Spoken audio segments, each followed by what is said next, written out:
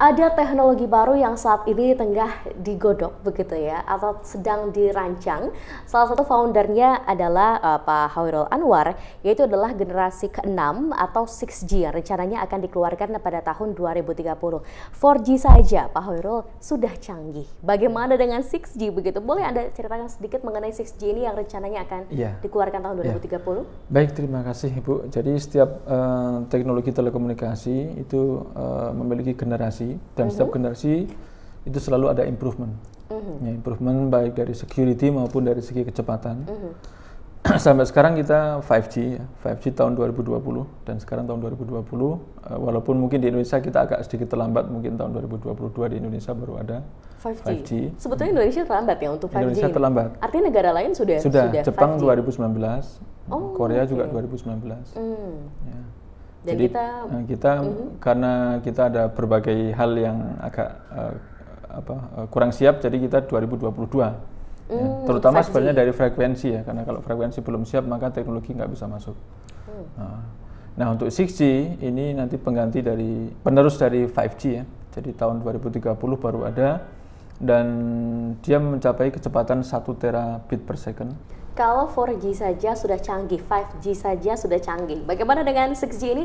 Berapa kali lipatnya 4G dan 5G, Pak? Ya, jadi kalau 5G itu sampai 20 gigabit per second, kalau 6G sampai minimal 1 terabit per second, maka 6G nanti minimal 50 kali lipatnya 5G. Artinya lebih canggih, lebih cepat jauh lagi? Lebih cepat,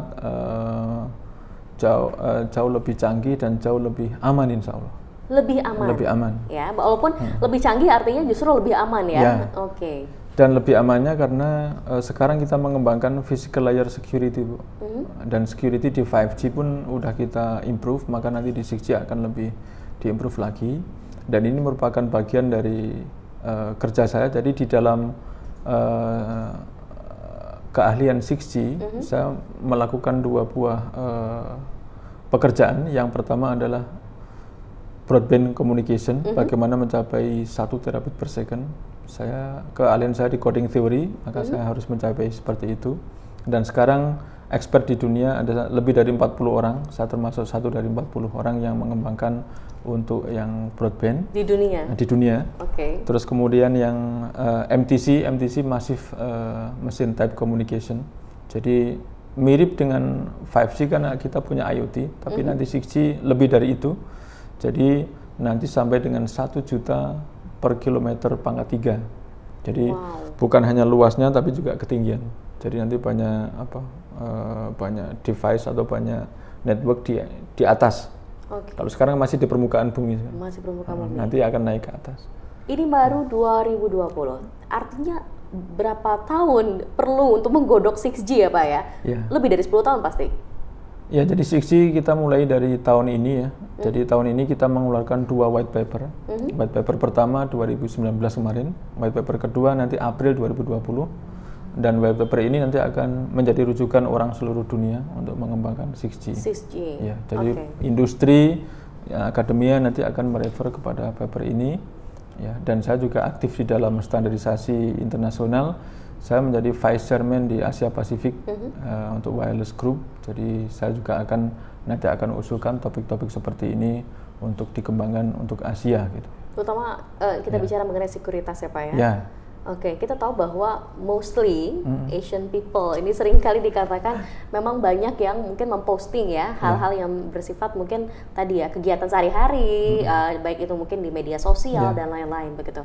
Nah, sebetulnya Pak, kalau kita melihat dari fenomena yang ada saat ini, yang jadi perhatian juga bukan hanya mungkin anak-anak mudanya saja, tapi juga banyak yang usia lanjut yang saat ini juga main media sosial ya Pak. Dan seringkali bahkan banyak yang terutama yang mungkin di atas usia 40 tahun ini kurang aware terhadap password dan lain-lain begitu. Anda sendiri melihatnya seperti apa kondisi ini? Ya, jadi saya sebenarnya agak menyayangkan kalau misalkan kita tidak paham security tapi kita masuk ke dalam internet, masuk ke dalam network. Tidak paham security tapi masuk ke dalam network. Karena internet. Sepanjang kita masuk ke dalam network maka kita nggak bisa keluar. Sepanjang kita pernah masuk ke sana maka jejak kita nggak bisa dihapus. Nah, jadi seperti orang melangkah, ya saya pengen melangkah kita tuh hati-hati, jadi benar-benar. nggak melangkah sembarangan, nanti bercak-bercak kita itu banyak sekali. Nah, sebenarnya kalau mau paling aman, jangan masuk ke jaringan sama jangan sekali. main media sosial sama sekali, misalkan sama seperti sekali. itu, sama sekali. Itu akan aman sekali. Ada saya punya kawan yang wajahnya itu nggak mau, dia juga nggak mau main sosial media, manual semua, Bu. Bahkan handphonenya juga handphone yang zaman dulu. Tapi mungkin jauh lebih safety ya. Itu lebih safety. Karena kan pertama ya, ketika kita masuk maka orang bisa mengakses kita. Betul. Dari berbagai arah yang kita tidak bisa duga. Maka kalau ada orang yang sudah sepuh akses, itu sebenarnya saya was-was. Kasihan keluarganya, kasihan anak-anaknya, kasihan dirinya juga. Anak muda mungkin jauh lebih banyak ya belajar dan lain, walaupun lebih juga cepat agak juga kalau anak lebih muda. cepat. Tapi kalau yang usia lanjut ini yang juga harus diperhatikan ya. Ya saya pengennya untuk yang usia lanjut mulai pertama kalau misalkan nggak paham mengurangi dulu. Ya nanti mungkin nanya kepada anaknya atau apa, bagaimana cara masuknya, sebagainya. Oke, baik. Kan masuk ke itu tadi Bu, pasti kalau udah sepuh biasanya passwordnya disimpan. Jadi sekali ngeklik langsung masuk. Oke, baik.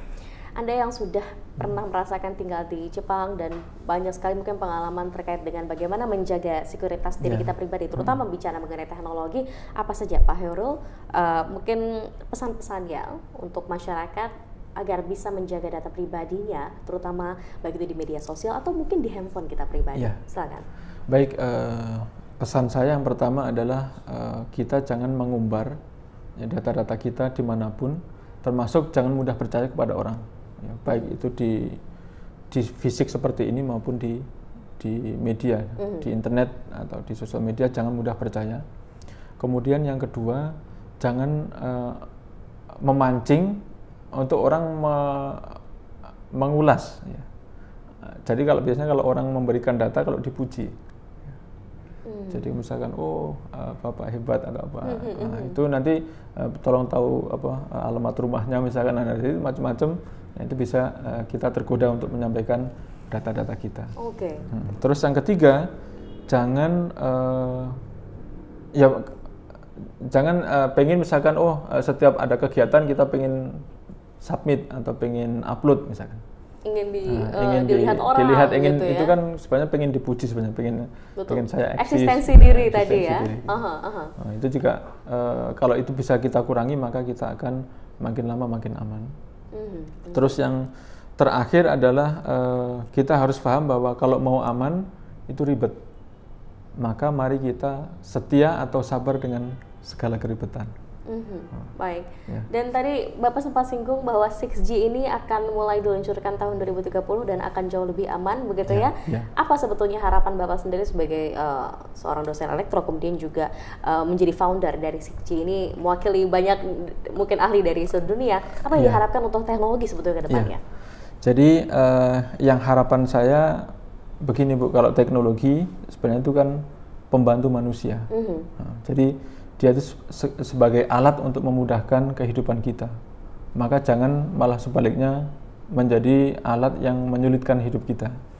Nah, karena dia untuk memudahkan hidup kita, ya, maka apalagi kalau dia terkait dengan device, ya, maka dia harus aman karena device itu nanti mengirimkan informasi, mengirimkan data, maka dia nggak boleh berbohong device itu. Ya. Kalau misalkan device itu cerita, hari ini akan hujan, ternyata nggak hujan. Padahal kita udah percaya kepada hujan, berarti device itu bukan membantu kita, tapi malah menipu kita. Nah, yang akan dilakukan di 6G ya, itu selain kecepatan tinggi, kemudian latensi di bawah 0,1 milisecond. Kalau 5G itu di bawah 1 milisecond. Kalau 5G di bawah 0,1 milisecond, lebih kecil lagi, jadi lebih cepat lagi.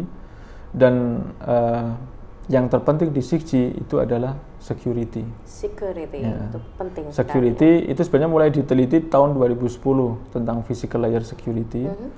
Dan di 5G udah mulai diimplementasikan, nanti di 6G akan makin disempurnakan. Jadi saya berharap bahwa teknologi ini akan menjadi teknologi yang membantu kita hidup secara lebih baik, membantu kita hidup berbahagia di dunia. dan juga di akhirat mudah-mudahan. Itu ya harapan kita bersama. Terima kasih banyak Pak Khairul Anwar yang sudah berbincang pada pagi hari ini, dan informasinya sangat bermanfaat bagi kita semua. Amin. Menjadi peringatan penting bagaimana kita untuk tidak mudah membagikan informasi apapun melalui media sosial, ataupun juga terus menjaga kondisi handphone kita agar tidak mudah diretas oleh pihak yang tidak bertanggung jawab. Terima kasih Pak Khairul Anwar.